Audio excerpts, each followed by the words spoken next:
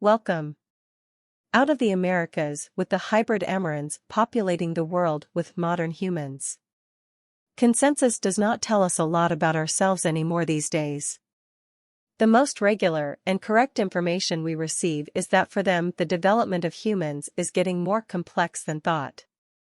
One of the most cited phrases in modern scientific studies is as follows. Mutations do nothing at best and cause genetic diseases at worst. The by consensus constructed haplogroups and trees must be corrected very regularly. More paradigms and different visions seem to appear by each important publication. The number of related publications is skyrocketing. Some could think that not much of what we learned is left, and that all that is related became inhumanly complex. A silver lining. Nevertheless, I promise to show you a line or some lines that will help you to understand the most important, and to use that knowledge to make us capable of getting out of the perfect storms we seemingly got deeper into. At least at first the lines will be presented in a very simplified form in order to start to see the lines, the context and importance. I think my already existing videos show certain lines that consensus does not show. But they are spread out over and in between several videos, and because of this you could miss or have forgotten the lines and the context. Male group of modern humans. As part of this simplification, to be able to see a first line, this video is largely about the most recent male group of modern humans, the male group R. This group and consequently us modern humans are very atypical, compared with other species, from a genetic and biological standpoint. But first a few useful basics to improve understanding. Groups of only males die out. In fact, there is no such thing as a male or men group, because it would die out or extinct after the first generation because of lack of offspring, even if this group would engage with too few fertile women.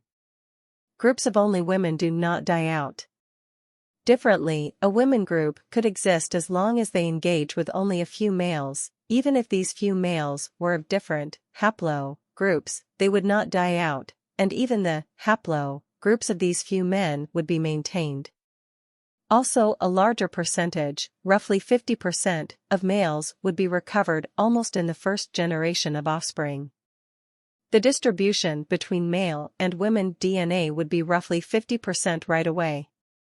If the offspring of women and men would keep on engaging, as today is expected, this 50% distribution would be maintained forever.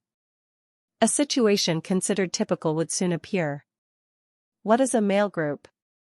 So when I speak about a male group, I in fact mean that we observe and follow the Y-DNA that is passed over from father to his male offspring, this in a mixed group or groups, with women and men.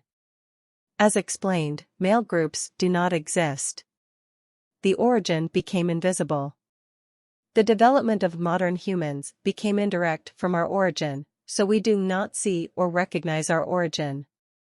Besides, revealing our real origin would be very inconvenient for many. Until recently, we did not have access to ancient DNA. Since we have now, we ought to know our real origin, but for consensus to recognize a change, this will need time or important changes in approach. There are videos of mine that present arguments and prove the origin, based on ancient DNA, and on top of that also based on the most important ancestrality markers and migrational markers. In the meantime, I present a few impressions that could give you visual hints. Please see figures. Thank you for watching.